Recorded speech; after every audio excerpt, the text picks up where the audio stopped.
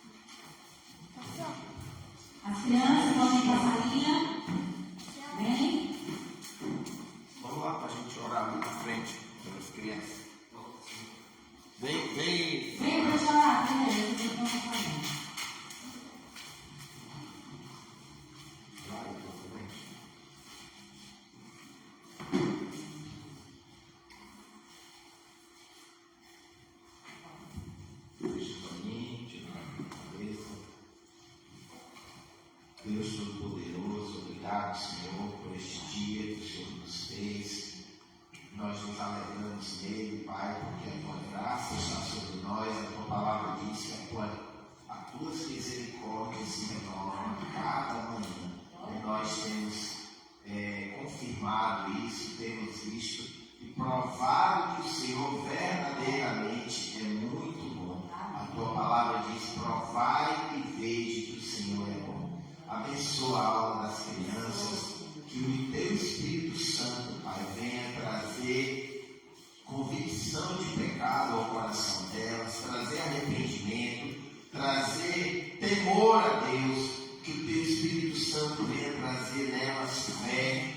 gerar nelas vida, venha gerar nelas amor, venha gerar nelas o desejo de ganhar almas. Que o teu Espírito Santo preenche as crianças e que elas, quando voltarem para a sua casa, sua escola, testemunhem de Cristo, Pai.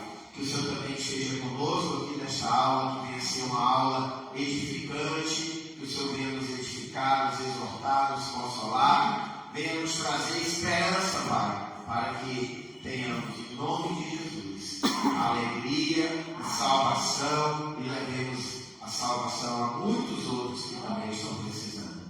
Em nome de Jesus. Amém. Glória a Deus, irmãos. A graça e a paz do Senhor, tudo bem? Vou ligar o microfone aqui.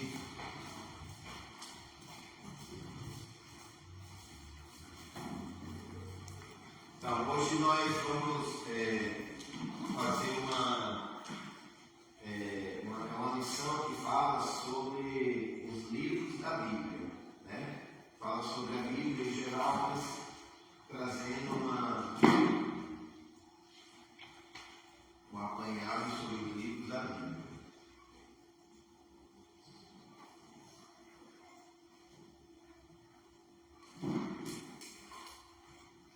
A palavra de Deus nos diz que nós, por meio da consolação e da paciência, nós tenhamos esperança. Eu não lembro qual é o versículo que diz, mas que por meio depois procurei, por meio da paciência e consolação das Escrituras, nós tenhamos esperança. Então Deus, Ele deixou o testemunho da palavra dele.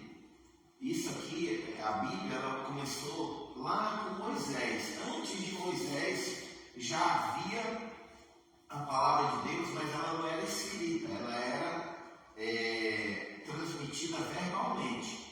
Então, Abraão, Noé transmitiu para os seus filhos os acontecimentos do dilúvio e a história que havia antes. Os filhos de Noé foram transmitindo, Sem passou para os seus filhos, chegou até Abraão. Então, a Bíblia, ela é um testemunho material de algo que aconteceu no passado e que Deus deixou para a nossa salvação, para a gente ter vida eterna, para a gente saber como viver nessa vida. Então, a Bíblia ela foi escrita por mais de 40 autores, né? Chama Bíblia porque é uma biblioteca. São 66 livros que tem aqui. Gênesis, Êxodo, Levítico, Número, Deuteronômio, Josué, Juízes, Ruth, Samuel, 2 Samuel, 1 Reis, 2 Reis, 1 Crônicas, 2 Crônicas, Neemias, Esther, Jó, Salmo, Provérbios e Eclesiastes, Cantares de Salomão, e aí vai, Isaías, Jeremias, Lamentações de Jeremias. Então são 66 livros que Deus mandou os seus servos escrever. Para quê? Para que as pessoas possam conhecer a Deus. O propósito da Bíblia é que você conheça a Deus. E como é que eu vou conhecer a Deus? Não é apenas lendo a Bíblia, mas começa com a leitura bíblica. Você vai ler a Bíblia, vê se tu acha esse versículo aí, Bruno, para que pela paciência e consolação das Escrituras tenhamos esperança. Mas através da Bíblia você vai saber o que Deus quer que você faça. Deus, ele diz na palavra dele que ele ama a gente. Ele ama o ser humano. Ele criou a gente para a gente ser filho dele. família. Mas em uma família é preciso que haja amor, é preciso que haja confiança, é preciso que haja relacionamento. Então, a Bíblia é o meio pelo qual Deus se comunica com a gente. Muitas pessoas se converteram lendo a Bíblia. Lendo a Bíblia, as pessoas começaram a ver. Eu vi um testemunho lá, porque tudo que está nas Escrituras foi escrito para nos ensinar, a fim de que tenhamos esperança por meio da paciência e da coragem que as Escrituras nos dão. Outra versão diz consolação. Então, foi escrito para quê? Está escrito lá nos ensinar.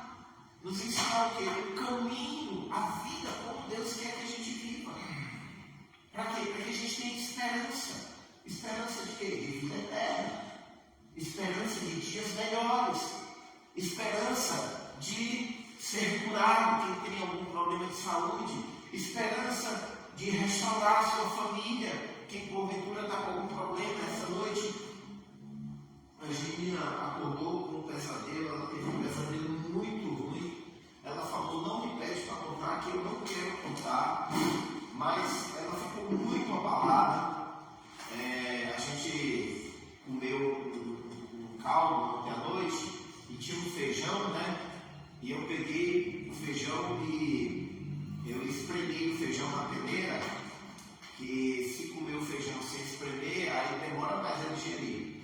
E aí eu espremi o feijão na peneira, misturei o caldo do feijão com o caldo da carne e comemos e ela acabou tendo um pesadelo muito horrível, acordou e a gente foi bom para a gente orar, mas assim, nós temos que ter esperança. A nossa esperança ela não é uma esperança baseada num conto de fadas, a nossa esperança é baseada nas histórias que estão escritas aqui. As histórias que estão escritas aqui foram escritas para mostrar que tem como você vencer o mal que te assola, o mal que está no nosso país. Quando nós lemos o livro de Atos, o que nós vemos ali? Nós vemos um grupo de servos de Deus sendo cheios do poder de Deus e saindo para pregar a palavra de Deus, e eles pregaram como Jesus pregava. Tanto é que em Antioquia eles começaram a ser chamados de cristãos, porque eles faziam milagres, curavam enfermos, ressuscitavam mortos, bem alcoólatras. Naquela época já tinham pessoas alcoólatras que se convertiam, casamentos que tinham sido destruídos eram restaurados, filhos brigaram com o pai, voltavam para casa. Então, a Bíblia diz em Atos que alguém chegou e disse assim: aqueles que têm virado o mundo de cabeça para baixo chegaram aqui também. O Evangelho de Jesus Cristo só chegou até nós porque o poder de Deus se moveu no coração dos servos de Deus. E aquilo que está no livro de Atos é um modelo e é um testemunho que Deus deixou para que nós façamos o mesmo. Então, todas as histórias que tem aqui na Bíblia, nesses 66 livros, são para o nosso crescimento, para a nossa vida. Aqui na lição, ele falou muito mais sobre a estrutura da Bíblia. Então, eu não vou me ater bem à lição, porque ele veio dizer assim, ele trouxe conhecimento. O estudo da palavra de Deus, ele não é simplesmente para trazer teoria para a gente, é para mexer com a gente. Então, por exemplo, o Antigo Testamento é dividido em 5 partes. Os livros, a lei, que é os livros de Moisés, né? Gênesis, Êxodo, Levítico, Números e Deuteronômio. O Gênesis conta a criação, o Êxodo, conta como Deus tirou o povo do Egito. Imagina um povo escravo e Deus fazer milagres extraordinários a ponto de abrir o mar para o povo passar. Então, todas as histórias da Bíblia, elas vêm com o propósito de mostrar Deus para a gente. Quando você lê a história de Êxodo, você fica impressionado. Aí Deus, depois lá em Levítico, ele dá a lei. Depois lá em Números, é uma contagem do povo, uma contagem das tribos. Aí em Deuteronômio ele repete a lei. Por que ele repete? Porque é importante a gente saber a lei. Mas sabe o que mais me impressiona? É o livro de Josué. No livro de Josué, você vê o povo de Deus destruindo as nações de Canaã. Muita gente não tem noção, mas o povo hebreu, eles não dominavam a fundição do ferro. Você sabia disso? Os hebreus, eles não tinham a técnica de fazer espada, de fazer aço, de fazer lança com ponta de ferro. As armas que eles tinham eram armas caseiras. Eles pegaram aquele despojo do Egito, aquele despojo que eles tiraram do Egito, eles com aquele ouro, com aquela prata, eles compraram ferramentas, compraram armas, mas eles não dominavam a técnica. Quem dominava essa técnica eram os filisteus. E você acredita que um povo de escravos, se vinha um exército 5 vezes maior do que eles, e eles iam lá com o poder de Deus, arrasavam. Naquela época, Filipe, existiam gigantes que eram da altura desse teto, 4 metros de altura. A Bíblia diz que a cama, existia um gigante, acho que é Og, que a cama dele media 11 côvados. Sabe quanto é que é um côvado? Quase 50 centímetros. A cama dele media 4 metros e 40. E ele dormia naquela cama. Então, o povo de Deus já pensou você lutar com os gigantes, o dobro da sua altura. E eles derrotaram os gigantes. Sabe o que aconteceu com o povo de Canaã? Eles ficaram tremendo de medo. Tanto ficaram com medo que teve um povo, não sei se é os gibeonitas. Sabe o que eles fizeram, Felipe? Não. Eles se disfarçaram de maltrapilhos, pegaram o pão estragado, botaram na sacola deles. Vinho velho. E chegaram lá em Josué e falaram: olha, a gente veio de uma terra muito distante. Quando nós saímos de lá, nossas roupas eram novas, nosso pão era novo, nosso vinho, e a gente quer fazer uma aliança com vocês, para vocês não destruírem a gente. Isso é uma sabedoria, né? Eles usaram da sabedoria humana para não serem dizimados. E Josué não consultou a Deus e fez uma aliança com eles. Quando andaram mais um tempo, encontraram eles e disseram: não, a gente fez aliança com vocês. Aí Josué, tá bom, a gente não vai destruir vocês, mas vocês vão ser escravos nossos. Eles fizeram uma aliança para não ser destruídos, mas acabaram se tornando escravos do povo de Deus.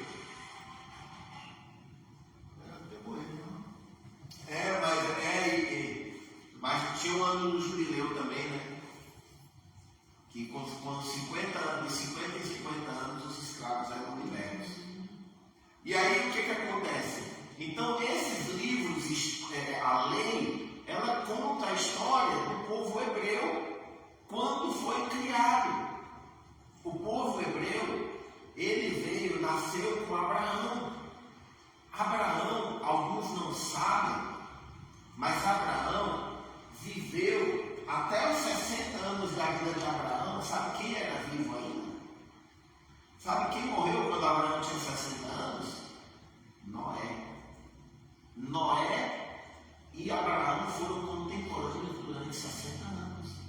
Provavelmente Abraão conheceu Noé e ouviu as histórias de Noé, de como Deus livrou o mundo. E Abraão ouviu a voz de Deus. Deus chamou Abraão e Abraão acreditou no chamado de Deus. Abraão, ele vivia numa cidade idólatra, cheia de imagens, de feitiçaria, uma cultura idólatra, uma cultura altamente autodestrutiva. E o que Deus fala para Abraão? Sai do meio da tua terra e vai para o lugar que eu te chamo. E Abraão obedeceu. E ele nem sabia para onde ia. Deus disse: sai, que eu vou te mostrar onde você vai. E onde que Abraão chegou? Onde é Israel hoje, em Canaã. E Deus falou para Abraão: essa terra eu vou dar para você e para toda a tua descendência. Que foi quando Josué conquistou a terra de Canaã. Se cumpriu a profecia que Deus falou para Abraão. Então, os 5 primeiros livros da Bíblia, eles falam da lei. Depois vem os livros históricos, que é o livro de Josué, o livro de Juízes. A história de Juízes, ela é muito importante. Por quê que é muito importante? Porque na época de Josué, o povo de Israel conhecia Deus. Por que eles conheciam Deus? Porque eles viram os milagres maravilhosos de Deus vencendo os inimigos. Só que o que aconteceu? Depois de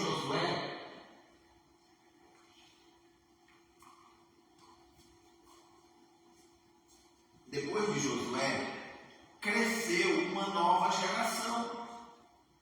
E sabe o que aconteceu? Essa geração não conhecia a Deus.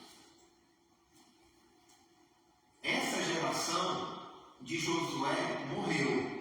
Os netos de Josué, os bisnetos da geração de Josué, eles não receberam o testemunho da geração de Josué. Então o que eles fizeram? Se desviaram de Deus. Começaram a casar com as mulheres dos povos. Se contaminaram. E aí Deus fez o quê? Deus deixou os inimigos deles vencerem eles. E aí o que eles fizeram? Aí eles se lembraram das histórias. Eles sabiam a história, mas eles não tinham relacionamento com Deus. É igual nós. Nós muitas vezes conhecemos o texto bíblico, mas nós precisamos ter um relacionamento pessoal com Jesus. Você já orou assim e teve uma resposta que você sabe, isso aí foi Deus que respondeu a minha oração. Você já presenciou milagres na sua vida? Deus, ele quer realizar milagres na sua vida. Deus, ele quer manifestar o seu poder. Vocês estão vendo essa chuva que está chovendo aí esses dias? Eu tenho orado. Aí sabe que eu fui lá na casa do seu Wilson quinta-feira, o Carlos falou: mas não é só você que está orando não, viu? Meu avô está orando também. Deus mandou chuva nessa época do ano. Quando foi no meu caso que teve chuva nessa época do ano? Eu vi uma reportagem, estava em 62. Eu vi quase foi 77. Eu vi 62. Entendeu? Eu vou me escutar com a vida boa. Mais de 30 anos eu estou aqui. Eu lembro que em 2006, se você pegar lá, você botar no Google, índice pluviométrico, que é o índice de chuva por ano. Tem um site, que o nome do site é Clima Tempo. Ele te dá a média de chuva por município. Eu sei que em 2006 foi um ano que ficou uns 4 meses só sem chover. A chuva acabou em abril, maio, quando foi em agosto, setembro, já começou a chover de novo, eu lembro bem. Mas o que eu estou falando? Deus, Ele quer ter um relacionamento íntimo com a gente. Um relacionamento pessoal, de amigo, de pai. Por isso que Ele deixou a Bíblia. Quando você lê a história de Juízes, você vê o povo sendo dominado. Sabe o que os midianitas faziam? Quando chegava a época da colheita, eles vinham, sabia que os hebreus iam colher o trigo, iam colher o azeite, iam colher o vinho, a uva, a oliveira para fazer azeite, a uva para fazer vinho.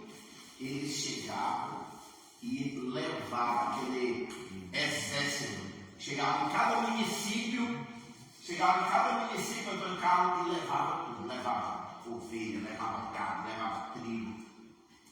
Aí o povo, Deus, cadê os milagres?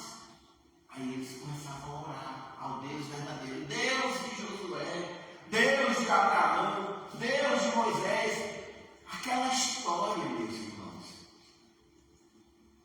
ela foi transmitida de pai para filho, de avô para neto. Então eles, embora eles estivessem na idolatria, se corrompido, mas eles lembravam o Deus dos nossos antepassados. A gente escutou a história de que eles faziam milagres e começavam a orar por Deus de Moisés, Deus de Abraão. Aí Deus levantava um líder. Aí Deus levantou. Quem lembra aí de um nome de um juiz aí famoso? Gideão, que derrotou os midianitas. Com 300 homens, Luiz, ele derrotou 125 mil, se não me engano, midianitas. 300 homens. Qual outro juiz aí importante, cabeludo? Sansão, Jefté, Débora e muitos outros juízes que a história da Bíblia deixou para ensinar para a gente que não tem nada impossível.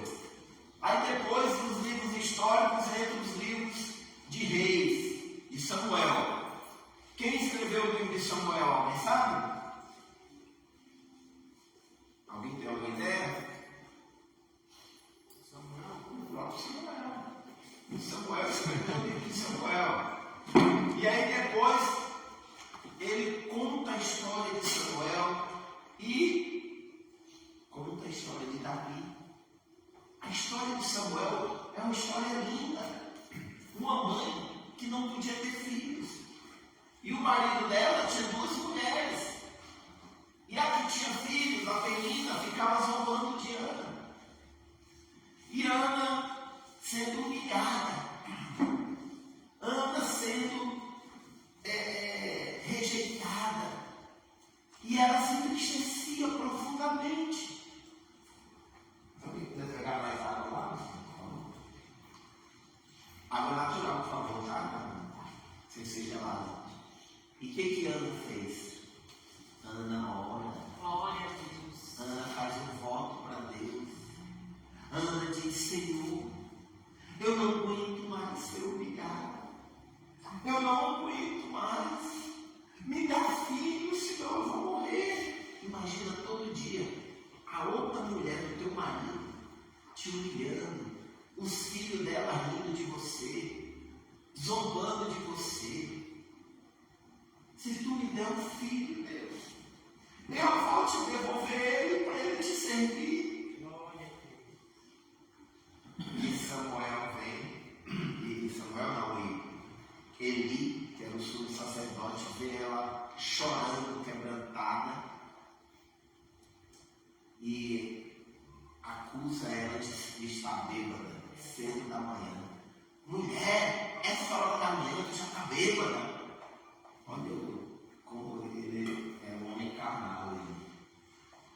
Aí ela, não estou bêbada, Senhor. Eu estou angustiada. Eu estou amargada.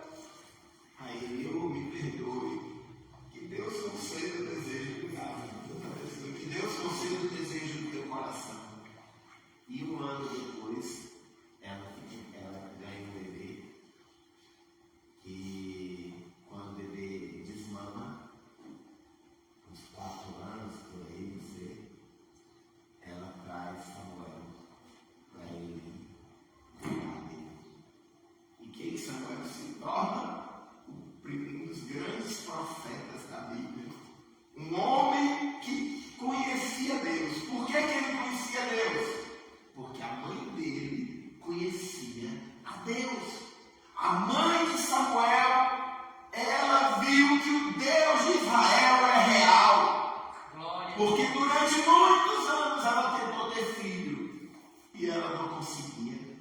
Mas ela se quebrantou, ela chorou, ela fez voto com Deus. E Deus deu a ela um filho. E sabe o que aconteceu, Luiz? Depois que ela entregou Samuel para Eli, Deus deu mais, acho que 4 filhos para ela. Deus abriu a madre dela. E agora, Penina não tinha mais como rir de Ana. Ana era uma mulher alegre, uma mulher feliz, uma mulher que orava pelos seus filhos. E quem Samuel se tornou? O profeta de Israel. Um homem honrado, um homem conhecido pela sua idoneidade.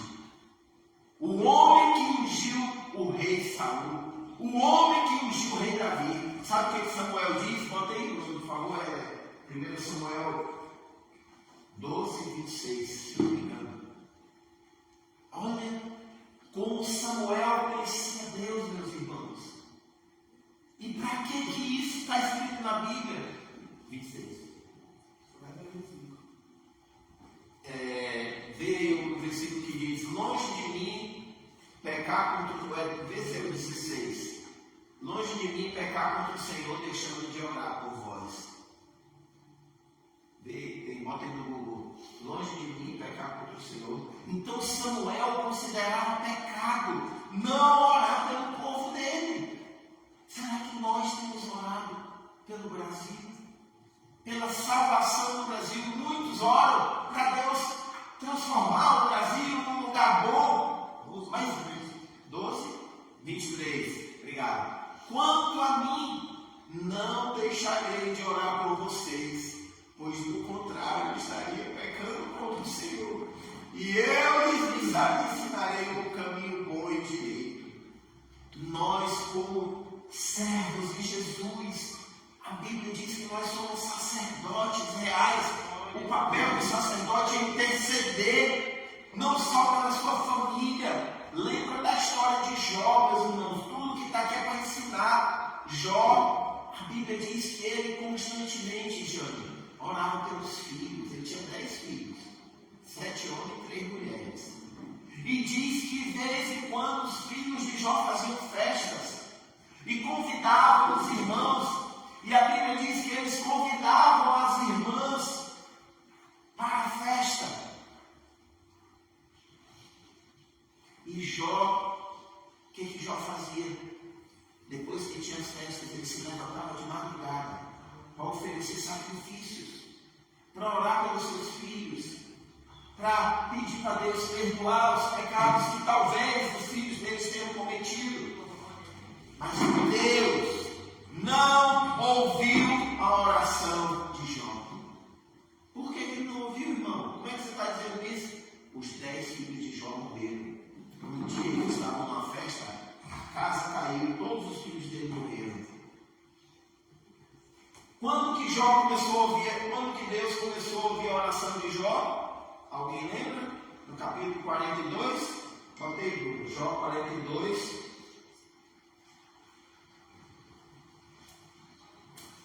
Acho que é versículo 6.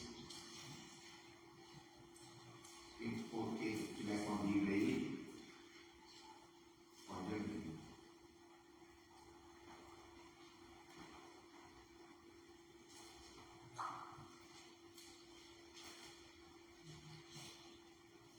Versículo 10.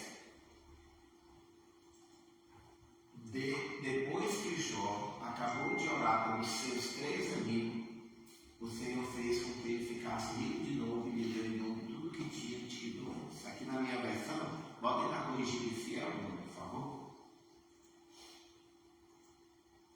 E o Senhor, vamos ler todos juntos? E o Senhor virou o cativeiro de Jó quando orava pelos seus amigos. E o Senhor acrescentou em dobro a tudo quanto Jó antes possuía. Glória a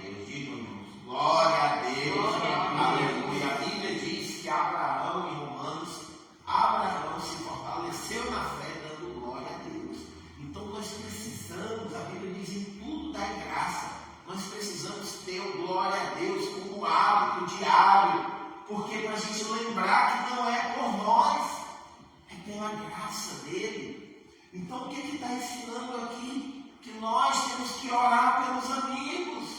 Que quando a gente ora pelos amigos, Deus vem e atende as orações, e Deus se agrada, e Deus derrama graça, e Deus abençoa a nossa família, mas Deus abençoa nossos amigos. Tudo que está escrito na Bíblia é para ensinar a gente. Lembra da história lá de Jesus? Do vizinho que chega meia-noite, Luiz. Já pensou, Luiz? Eu chego meia-noite lá na sua casa. Luiz, me arruma aí os pães, Luiz. Joás, eu estou deitado aqui, Joás. Só tem os biscoitinhos que minha mãe fez. Ô, Luiz, dá uns pães. Aí chegou um vizinho. Ele não está pedindo pão para ele, não, irmão. Ele está pedindo pão para o vizinho, para o amigo. Um amigo meu chegou de viagem, não tem nada. Aí, de tanto ele incomodar o vizinho dele levanta, dá os pães para ele. Lá em casa tem uma gata que a Marina, o marido da Marina tem alergia, né? E aí pediu para a gente ficar com a gata. Rapaz, de madrugada essa gata. Aí eu tenho que levantar e botar ração para ela. É só de madrugada. É de madrugada, de tarde, mas de madrugada é lei. Deus está dizendo, vai, levanta para orar. Ora com seus amigos. O gato está espertando muito bem isso mesmo. Não é para não possível. Não, mas é macho, graças a Deus. E está castrado.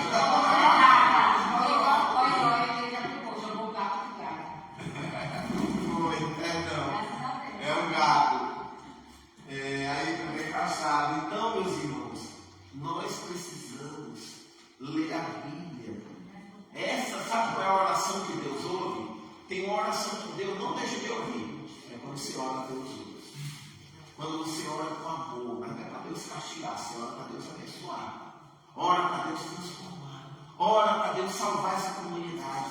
Ora pelos nossos irmãos da igreja. Samuel orava por isso, orava pela nação de Israel. Tem um texto que Samuel diz assim para o rei Saul. O rei Saul se desviou de Deus. Aí Samuel diz: esta noite eu vou chorar por você. Essa noite eu vou chorar por você. Aí Deus tem uma parte na Bíblia que Deus diz assim para Samuel: não me fale mais de Saul. Eu já o rejeitei. Não venha mais orar por Saul, Samuel. Eu já o rejeitei. A pessoa, Deus, chegar para você e dizer para você: não ore mais por fulano. Fulano não quer nada comigo. Para de me importunar com essa pessoa. E foi o que Deus falou para Samuel. Porque Samuel orava. Com quem Samuel aprendeu a orar?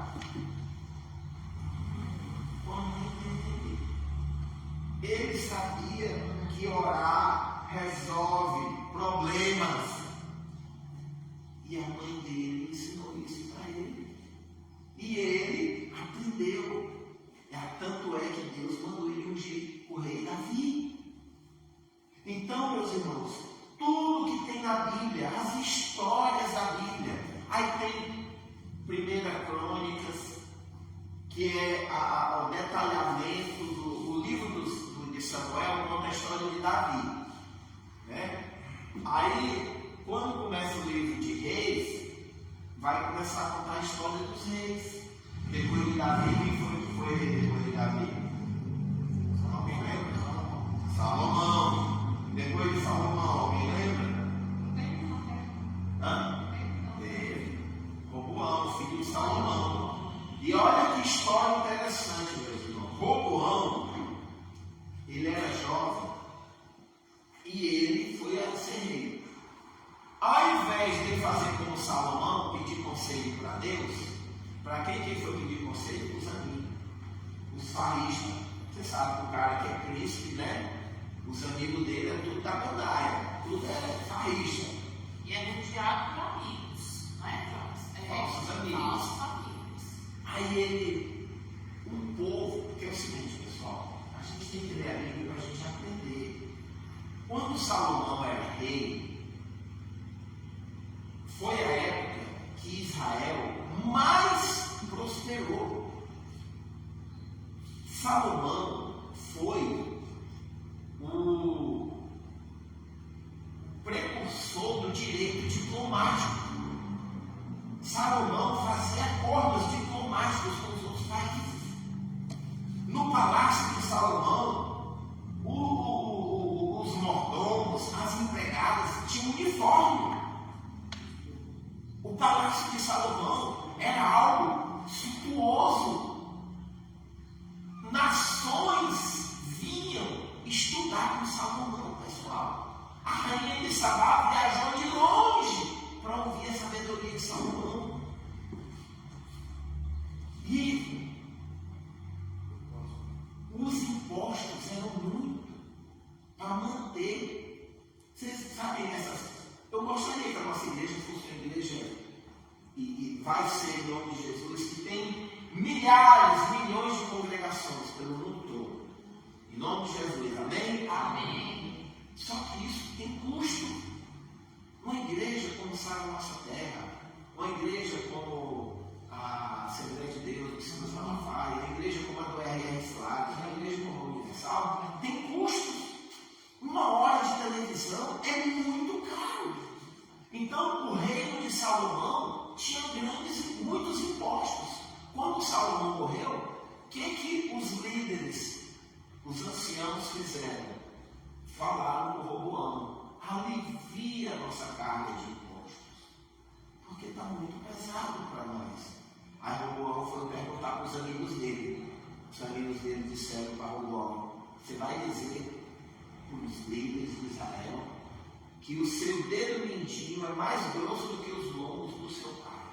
E que se seu pai corrigiu vocês com corrente, governou vocês com corrente, você vai governar com escorpiões.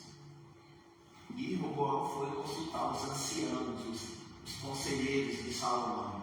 Os conselheiros de Salomão disseram: alivia o fardo do povo e o coração do povo vai ficar com você. Ouve o que o povo está pedindo. Atende o clamor do povo. Realmente a carga tributária está muito grande.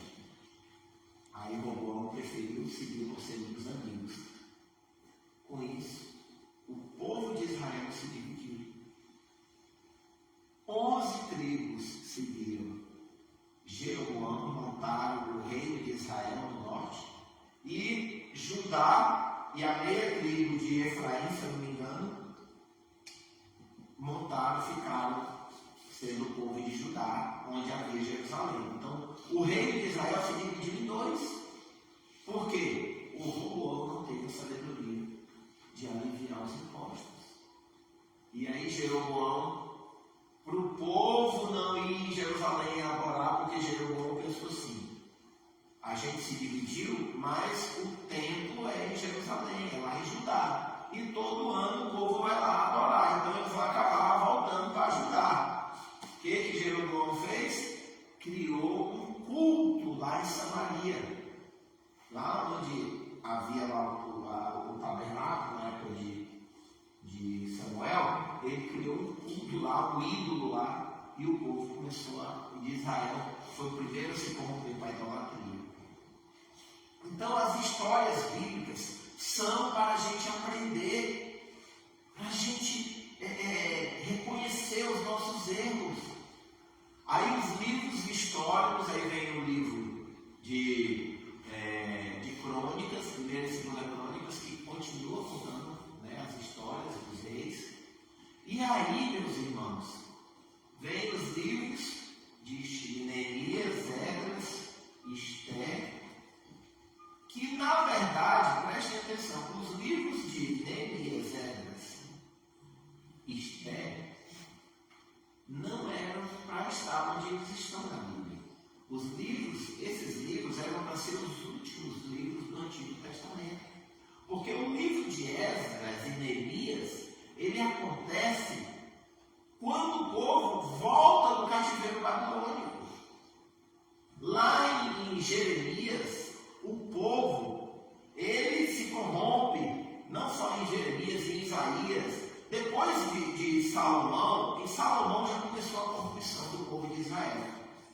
Porque Deus tinha dado uma ordem para eles não se casarem com as mulheres dos outros povos.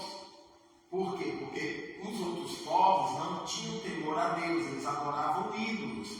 Então, se um rei ou alguém do povo de Israel se casasse com alguém de outro povo, iria trazer idolatria para dentro de Israel. E quem foi o primeiro a fazer isso? Salomão. O rei foi o primeiro a dar o mau exemplo. Ele começou a fazer acordos diplomáticos com as outras nações, e os acordos diplomáticos diziam que você tinha que casar com a filha do rei, com a princesa. Por isso que Salomão tinha, acho que 700 mulheres, fora as 1000 concubinas, ou 300 concubinas, não lembro. Mas o que aconteceu? Quando Salomão fazia um acordo diplomático com a nação dos midianitas, aí os midianitas, no acordo, dizia que ele ia casar com a filha do rei de Midian, que ele ia construir uma casa para ela, que ele ia construir um templo para ela. E o que é isso hoje em dia? As embaixadas. As embaixadas dos Estados Unidos, da Rússia, da França, lá na Ásia Sul. As embaixadas, elas começou com Salomão. Salomão foi o primeiro a criar as embaixadas. E ali o que acontece? Ele tinha que construir um templo para a princesa adorar os ídolos. E não foi só um, foram centenas de princesas com que ele casou. E cada uma tinha seu próprio ídolo. E aí Salomão contaminou Israel com idolatria. Tanto é que o texto diz que ele chegou a se prostrar diante dos ídolos. Estão entendendo? Então, tudo isso é para o nosso ensino. Que nós não podemos, que somos servos de Deus, casar com pessoas que não são crentes. Se a pessoa se converter, aí depois que ela se converter, se casa. Agora eu vou casar para depois tentar ganhar ele para Jesus. A Bíblia diz que você está sendo um jugo desigual. Por isso que muitas famílias sofrem por conta disso. Porque é um jugo desigual. E você vai ter que pagar um preço. E você vai ter que lutar com isso. Fazer sociedade com quem não é crente. Ah, o cara é muito meu amigo, gente boa. Quando entra na sociedade, ele mostra as garras dele. E aí, às vezes, para você sair daquela sociedade, você tem que ter prejuízo. É melhor ter prejuízo do que ter dor de cabeça. Então, tudo que está na Bíblia é para o nosso ensino. Aí depois vem os livros poéticos. Quais são os livros poéticos? Vê se os irmãos me ajudam aí, me lembrem.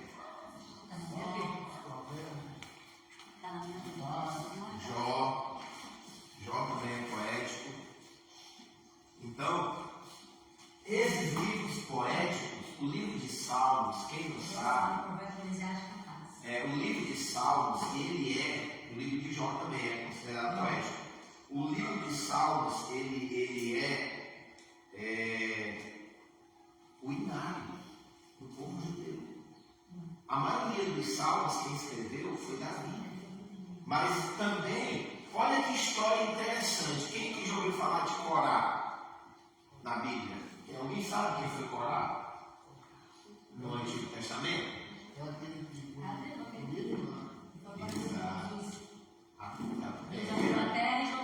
Corá, Datã e Abirão. Datã eu lembro bem por causa do filho de Moisés, né? O filho de Moisés, dos 10 mandamentos, no Antigo, que eu já vi umas 20 vezes, fala muito de Datã.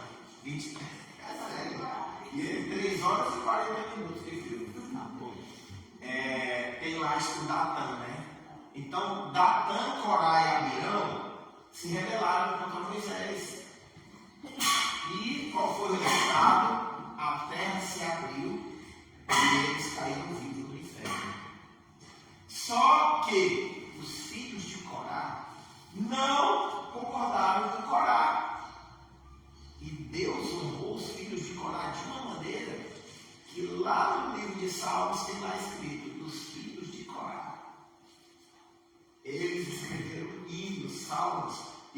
registrado nos Salmos. Então, as histórias bíblicas são para o nosso crescimento. Quando você lê o livro de Salmos, meus irmãos, se você, por exemplo, tiver com algum problema, alguma tristeza, se tiver com alguma luta, se tiver com alguma doença, se tiver com alguma perturbação, alguma opressão, começa a ler o livro de Salmos em voz alta dentro de casa. Começa a ler assim com fé. Vai marchando dentro de casa e vai lendo aquilo ali. Vai repreendendo o mal. Vai invocando o nome do Senhor. Depois passa por outros salmos. Depois você começa a orar. O Espírito Santo de Deus, ele vai te encher de fé. Ele vai te encher de alegria. Ele vai te consolar. Ele vai te trazer esperança. Ele vai derramar ousadia e intrepidez. O Jefferson, alguns aqui sabem quem é, amigo do Tiago, a mãe do Jefferson, quem sabe quem é? A mãe do Jefferson estava com depressão. O pai do Jefferson, o pastor Francisco, mais de ano desempregado. A Isabela, a irmã do Jefferson, já tem mais de 10 anos ou 15 anos. A irmã do Jefferson, a Isabela, com caroço no seio, com uns 13 anos de idade. A mãe da irmã Rosário, a avó do Jefferson, veio lá de Aguazinho, veio para a casa da irmã Rosário e fez 70 dias de campanha. Ela acordava de manhã orando, depois começava a ler os salmos, depois começava a louvar. Com uma semana que ela começou a campanha de 70 dias, a irmã Rosário levantou da cama, acabou a depressão. A Isabel foi fazer exame, desapareceu o caroço, e o pastor Francisco conseguiu emprego. Glória a Deus. O que tem na Bíblia é para a gente usar. Não é só para ler, é para a gente praticar. Nós temos uma responsabilidade. Deus vai cobrar da gente. O que vocês fizeram? Vocês passaram 40 anos na igreja me servindo. Quantas congregações vocês abriram? Quantas pessoas vocês discipularam? Cadê as almas que vocês discipularam? Cadê as vidas que vocês cuidaram? Cadê as minhas ovelhas? Vocês apacentaram minhas ovelhas? Ele vai perguntar para nós. E como é que nós temos que fazer daqui? Só no livro de Atos. O que a igreja de Atos fazia? Todo dia eles oravam junto, liam a Bíblia junto e comiam junto, lanchavam. Não é bom isso? É bom demais. E não era só na igreja, era em casa, nas casas uns dos outros, porque eles começaram a ser perseguidos. Eles não pediam uma reunião no templo, eles faziam reuniões nas casas. Então a gente pode fazer isso. É um sacrifício? É, mas é gostoso. É tão bom quando a gente vai lá na casa do Jânio, aí tem aquela comunhão, aí faz aquele lanche, come aquele churrasco, bate aquele papo. Não é tão bom? É isso que Deus quer, que a gente se una e que a gente se ame. Está aí na Bíblia. A gente viu a história de Áquila e Priscila no culto dos casais. Áquila e Priscila tinham igreja na casa deles, cuidaram de Paulo, cuidaram de Apolo, arriscaram a vida para proteger Paulo. Então, meus irmãos, tudo que está aqui na Bíblia é para a gente seguir. José não tinha Bíblia, mas José tinha a história que Jacó contou para ele, de Abraão, da criação do mundo, de Noé, da corrupção do gênero. Mas José teve, sabe o que? Sonhos proféticos. Deus disse para José: você vai ser honrado, e os teus irmãos que te venderam como escravo vão se ajoelhar diante de você. Você vai ser elevado assim como o sol. Você vai ser elevado. E aí, no sonho que ele teve, foi um sonho tão intenso que Deus colocou no coração dele: conserve-se íntegro, conserve-se na minha presença, conserve-se com seu coração puro. José tinha tudo para ter mágoa dos irmãos dele, não tinha? Mas o que ele fez com os irmãos dele? Perdoou. José poderia ter deitado com a mulher, de Potifar. Você acha que um comandante do exército do Egito ia ter uma mulher fiel? Ia ter uma mulher caída? Com certeza a mulher de Potifar era linda. E deu aqui e agarrar Moisés de todo jeito, José, quer dizer, de todo jeito ela tentou agarrar José, não foi só uma vez. E chegou uma vez que ele fugiu e ela acusou ele, ele foi para a cadeia. E sabe o que a Bíblia diz? Que lá na cadeia José prosperou, porque Deus era com ele. O chefe do presídio colocou José para ajudar ele. Porque ele tinha uma promessa. Ele tinha uma promessa. E aquele sonho que aconteceu com o padeiro e o copeiro, por meio daquele sonho, Deus elegeu José a primeiro-ministro do Egito. Safenate-Paneah. Está escrito na história lá do Egito. Como esse Safenate-Paneah salvou o Egito. Porque Deus está dizendo: seja íntegro, conserve seu coração sem mágoa, seja honesto, trabalhe direito, ame o que você faz, faça as coisas de todo o coração. Ele não tinha a Bíblia escrita, mas ele tinha a Bíblia no coração dele. E Deus honrou ele. E assim, a história de Daniel parece com a história de José. Daniel é vendido vai como escravo para a Babilônia, mas ele prefere morrer do que comer as comidas idólatras da Babilônia. Já pensou, meu irmão, você só comer verdura, só comer fruta, só comer legumes? Vegano, né? Vegano. Mas Deus honrou Daniel. Saiu Nabucodonosor honrou Daniel. Entrou o rei Dario honrou Moisés. Entrou o rei Ciro, honrou Moisés. Daniel, obrigado pela correção. Entendeu? Porque ele era fiel.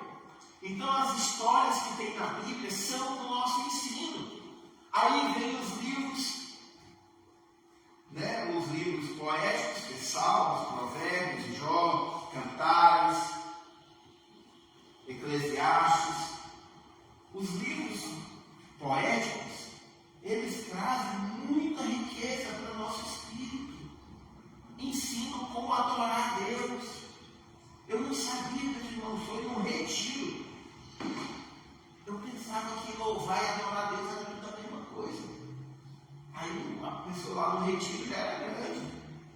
Então, louvar, qualquer um pode louvar a Deus. Louvar é elogiar a Deus pelo que ele faz. Agora, adorar a Deus, só pode adorar. Deus só aceita a adoração de quem nasceu de novo. Deus só aceita a adoração em espírito e em verdade. Adoração meia boca, Deus não aceita. Fede para mim. Isso é igual comida estragada. Você não come comida estragada. E muitas vezes a gente está adorando Deus com o coração dividido. Eu quero Deus, mas eu quero aquilo ali que Deus não quer. Aí não tem como adorar a Deus. Adorar a Deus é você ter prazer em fazer a vontade de Deus. É você ter prazer em alegrar a Deus. Sabe o que é adorar a Deus, biblicamente falando? Vamos repetir? Adorar a Deus, é amar a Deus, de todo o meu coração. Adorar a Deus, vamos repetir? Adorar a Deus é amar a Deus de todo o meu entendimento. Adorar a Deus é amar a Deus de todas as minhas forças. Adorar a Deus é amar a Deus com todo o meu ser. Para aí. Adorar a Deus. Vamos adorar a Deus. É amar o meu próximo, a mim mesmo. Isso que é adorar a Deus. Quando você ama a Deus, ama o seu próximo, você está adorando a Deus. E Deus vai se agradar de você. E sabe o que acontece quando Deus se agrada de nós? O que a Bíblia diz? Vamos repetir? A alegria do Senhor é a nossa força. Eu não entendia isso. Eu ouvi os pastores pregando, mas um dia os meninos eram crianças ainda, tinha uns 10 anos, 11, não sei. Eu botando na mochila deles no porta-mala do Fiat Palio para levar eles para o colégio e estava tocando no louvor do carro, eu acho. Quero alegrar teu coração. Meu prazer é alegrar teu coração. Como é bom pertencer a ti, Jesus. É tão bom te sentir e andar em tua luz. Teu amor me constrange e me enche de paz, que fizeste por mim, não esquecerei jamais. Quero andar em teu caminho, cumprir teu querer. Quero sempre ouvir tua voz, todo tempo obedecer. Pra teu louvor, tu me criaste. Quero sim louvar teu nome, sentir tua unção. Pra teu louvor, me transformaste. Agora, Deus de amor, meu prazer é alegrar teu coração. Quero alegrar. Sabe o que o Espírito Santo diz nessa hora? Quando você alegra Deus, Deus ouve suas orações. Quando você alegra Deus, você fica forte. Por isso que a alegria do Senhor é a nossa força. Quando eu alegro Deus, eu fico cheio da força de Deus, cheio da coragem, cheio de fé, cheio de amor, cheio de ousadia para pregar a palavra de Deus. E como é que a gente alegra Deus? Alguém sabe como é que a gente alegra Deus? O que alegra Deus? O que é uma condição sine qua non? Alguém não sabe o que significa sine qua non? Traduz aí, Júlio, sine qua non para nós. Pesquisar. Não, condição sine qua non. Sem essa condição sine qua non. Sem essa condição não existe alegria para Deus. Que condição é? Com duas letras. Muito bem. Glória a Deus. Se estivesse na aula das crianças, ia ter que dar um beijo na Laurinha. Quando a fé tem que dar um beijo. É a fé, meus irmãos. É a fé que agrada a Deus. A fé é o passo, é o prompt para você alegrar a Deus. E como é que a gente adquire fé? Lendo, ouvindo a palavra de Deus e praticando. Praticando, a tua fé vai crescendo. Aí quando você fala de Jesus para alguém, a pessoa, rapaz, aquele dia você falou de Jesus para mim, foi tão importante. Isso alegra Deus. E Deus ouve suas orações. E aí quando você vai orar, você ora pelas pessoas para elas se converterem. Deus, eu quero ser como Ana, eu quero ter muitos filhos. Deus abençoe meus irmãos, para que todos venham no culto, para que o culto seja uma bênção, para que o Espírito Santo derrame no culto, para que a tua presença venha inundar os nossos corações de amor.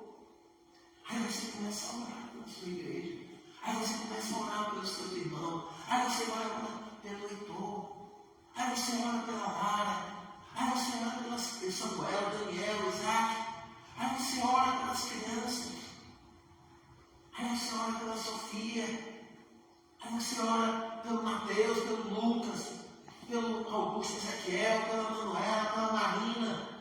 Aí você vai orando, meus irmãos, e você vai viajando no Espírito Santo de Deus, vai trazendo ao teu espírito o que cada um dos irmãos está passando. Quando saiu a notícia lá no grupo da igreja, os irmãos estavam com o Bruno lá suspeita de pancreatite.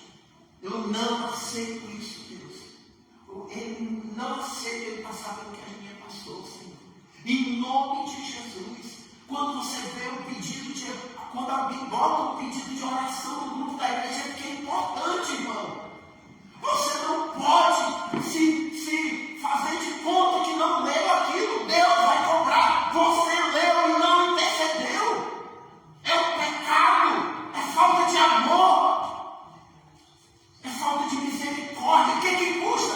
Meu, que você não ore com fé. Mas abre a boca e diz: Deus, ajuda.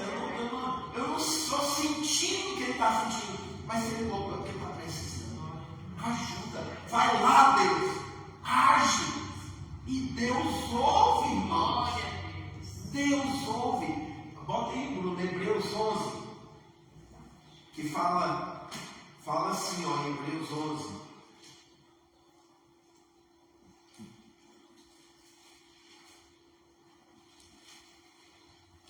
Que é o capítulo da fé.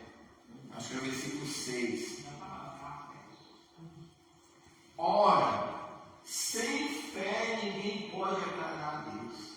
Porque quem vai... Bota na corrigida, fiel, por favor. Ora, sem fé é impossível agradar-lhe. Porque é necessário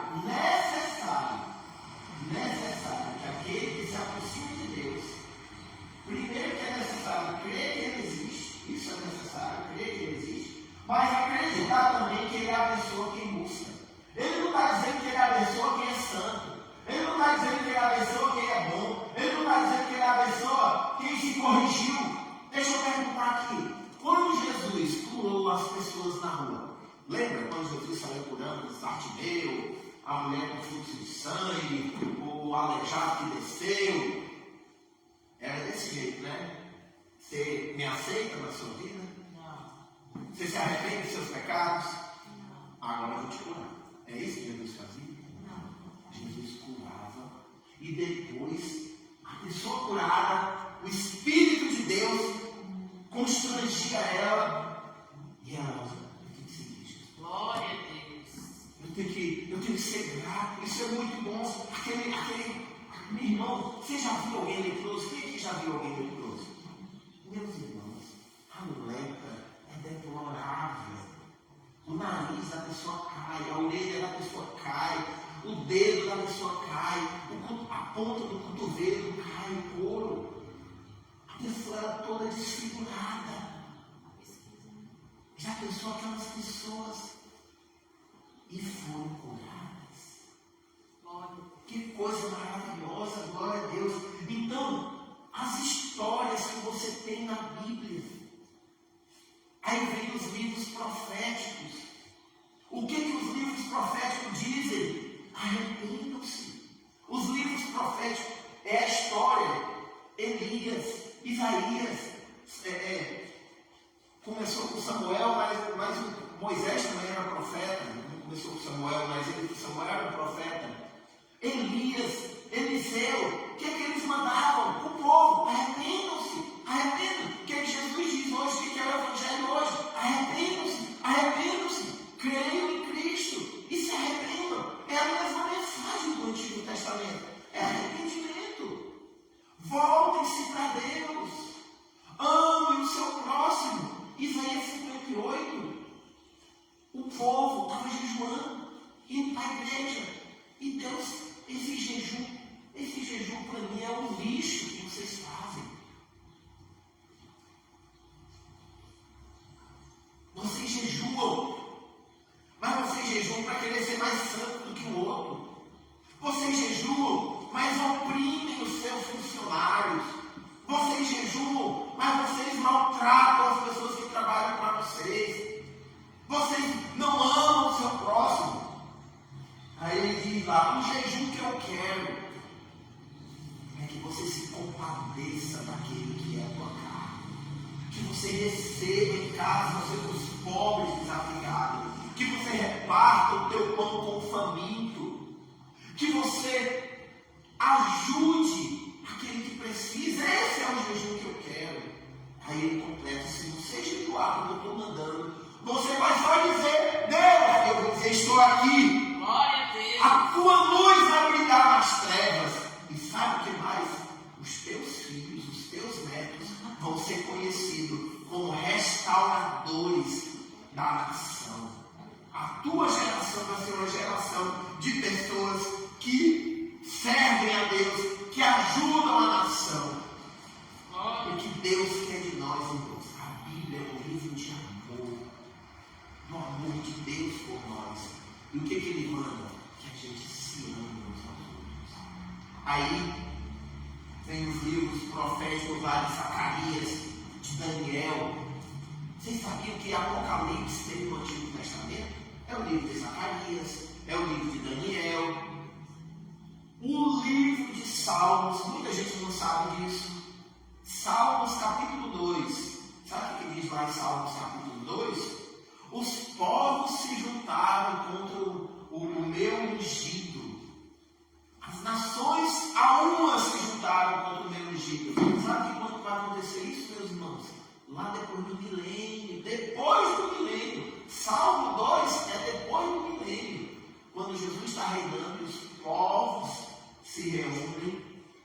Aí diz lá no Salmo 2: beije o filho para que ele não se irrite. Então, meus irmãos, a Bíblia ela fala do que vai acontecer. E por que Deus avisa? O que diz o Provérbios? Quem avisa? Amigo. Deus, como amigo que é, Ele avisa. Mudem de vida. Voltem-se para mim. Preguem o Evangelho. Se preocupem com os pobres necessitados.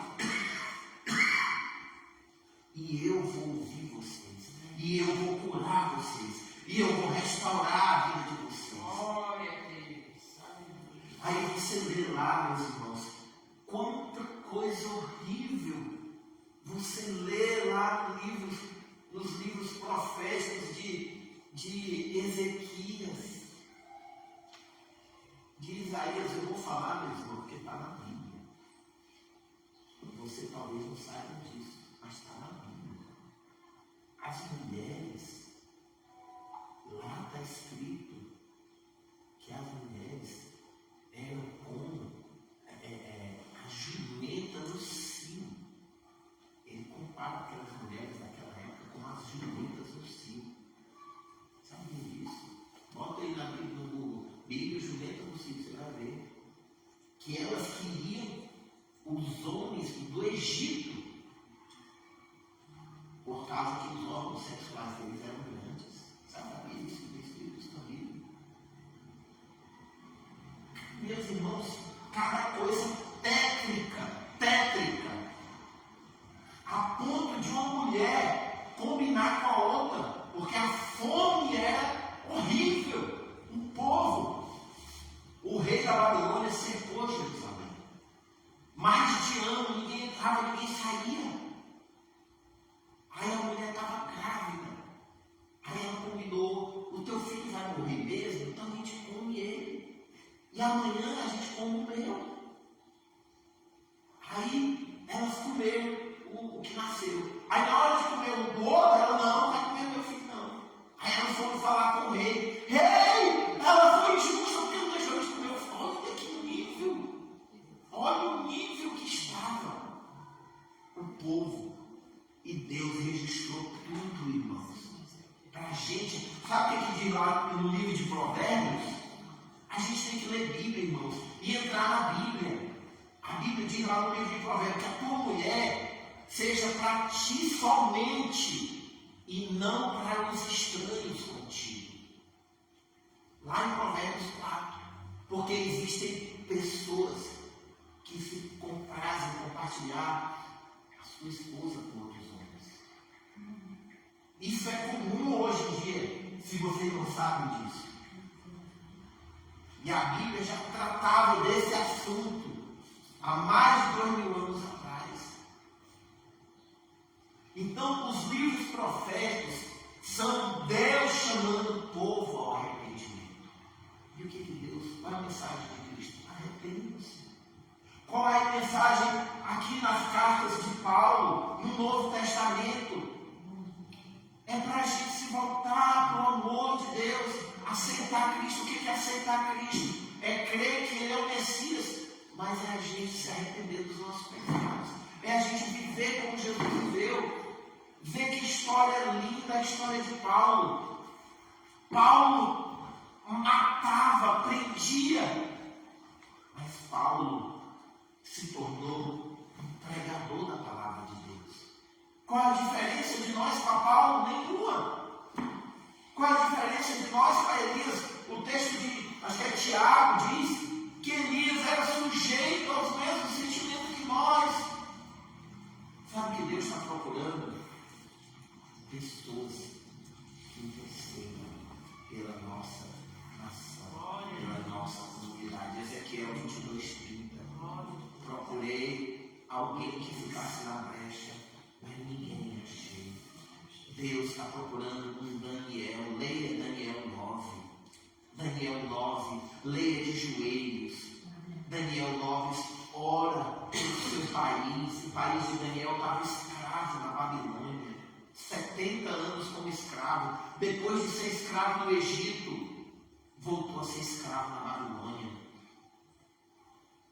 E Daniel confessa os pecados dele, da nação. E Deus revela para Daniel que 70 anos é o tempo do cativeiro. E realmente eles voltam depois dos 70 anos, que aí é onde entra o livro de Esdras e Neemias. E isto acontece na época do cativeiro ainda, Babilônia. Esdras e Neemias é depois do cativeiro, quando eles reconstroem o templo, quando eles reconstroem os muros da cidade. Em tempos difíceis, aí depois vem os 400 anos de silêncio, aí chega Jesus, na plenitude dos tempos. Então, meus irmãos, a Bíblia, projetei no 2 Timóteo, já estou aberto em cima, nem tinha percebido. 2 Timóteo 3,16. Vamos ler, meus irmãos? Toda a Escritura é divinamente inspirada e proveitosa para ensinar, para repreender, para corrigir, para instruir em justiça. 17.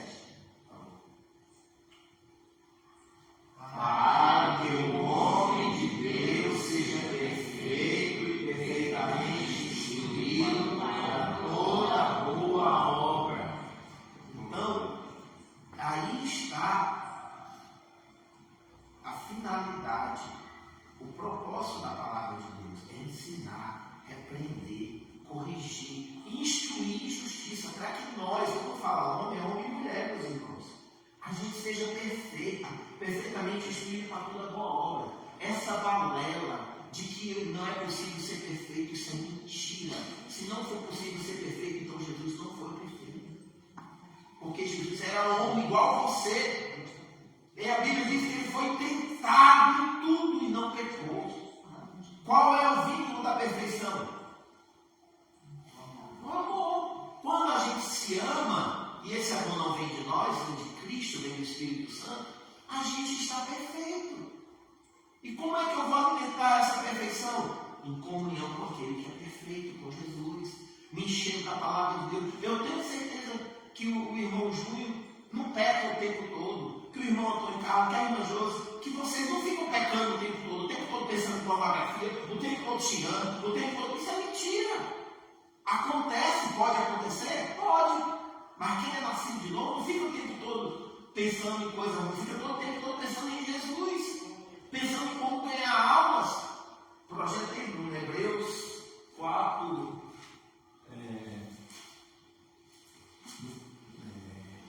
Se não me engano, 4:12. Que a palavra de Deus é mais penetrante. 4:12. Porque a palavra de Deus, a Bíblia, Jesus, meus irmãos, isso aqui é um livro de papel, mas aqui tem a mensagem de Cristo. Não é que eu tenho que me ajoelhar diante da Bíblia, não. É que eu tenho que obedecer o que está escrito aqui. A palavra de Deus é viva, Jesus é vivo, e a mensagem de Cristo, o Espírito de Jesus, Ele está vivo e é eficaz. Explica aí para nós, João, a diferença entre eficaz e eficiente. Por favor. Ensinar teoria sem ser Eficiente é quando você manda a pessoa fazer e ela faz bem feito. É eficiente. Eficaz é quando ele faz bem feito sem nem precisar ter mandado. Ele vê a necessidade, ele vai lá e age. O chefe não mandou ele fazer isso, mas ele viu que aquilo não está precisando ser feito. Ele vai e faz, ele é eficaz. Quando pensar que tá indo, tá voltando. Quando pensar que tá indo, tá voltando. Está voltando já com o serviço pronto, o Emanuel, o mecânico. Ele falou que ele começou a trabalhar lá, ajudante de lá no Pará, em Belém, de people, né? É o cara pintando lá uma caixa d'água, aquela de ferro.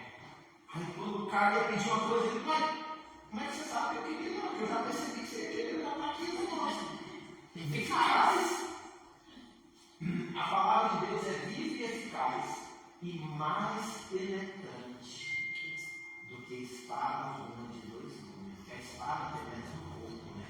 Mas a palavra de Deus ela penetra lá no âmago da nossa alma e penetra até a divisão da alma e do espírito e das juntas e medulas e é apta para discernir os pensamentos e intenções do coração. Então, por isso que a Bíblia diz que a gente tem que meditar lá em Salmos 1. Antes tem o seu prazer, que o nosso prazer seja meditar na palavra de Deus, mas também que o nosso prazer seja praticar. Porque quando você pratica a palavra de Deus, a sua vida floresce. Deus se agrada de você. Outras pessoas que estão ao redor de você percebem Jesus na sua vida. E o que elas estão sendo convidadas?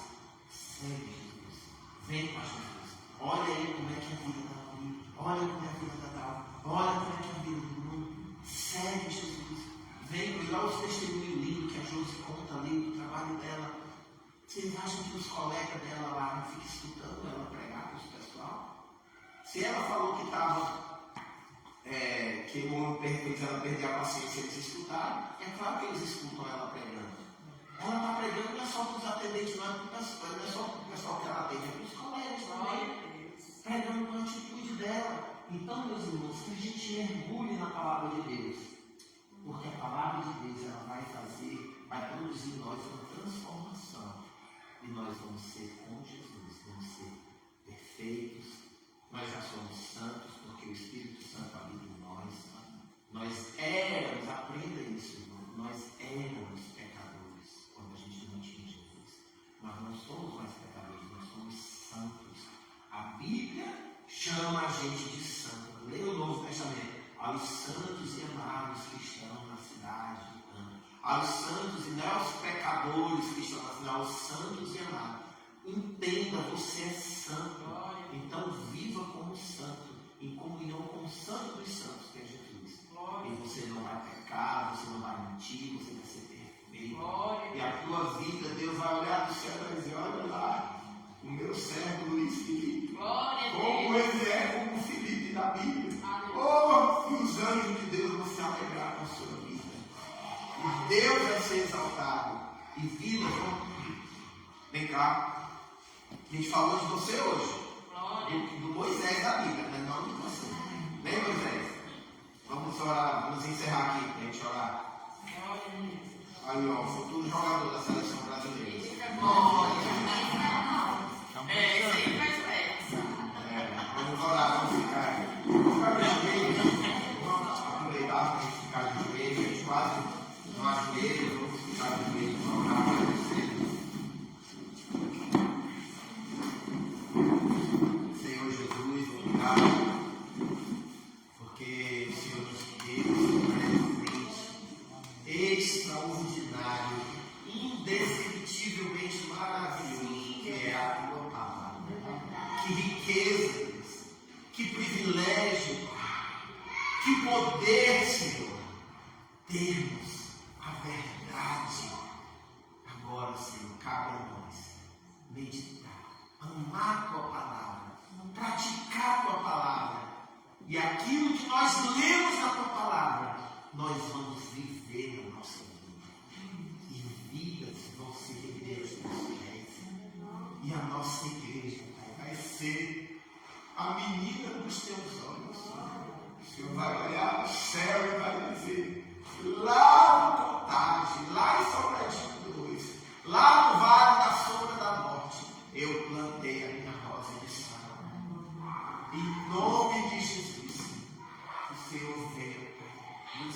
cheio de fome, sede pela tua palavra.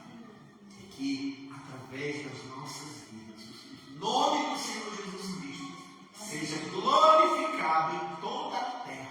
Amém. E que da nossa igreja saiam milhares, milhões de missionários para pregar o Evangelho a todas as nações, para a glória do teu nome, cheios do Espírito Santo de Deus, em nome de Jesus. Amém. Glória a Deus.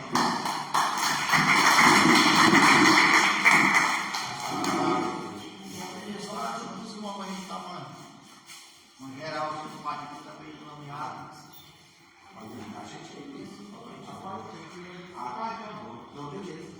Não, mas está claro.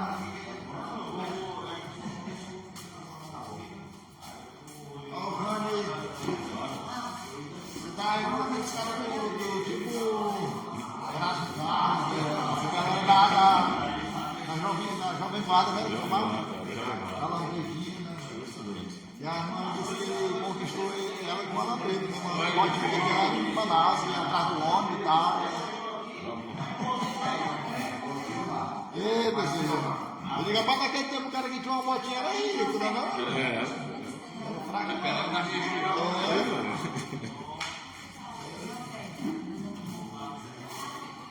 Aí tem uma. A mulher não, cara.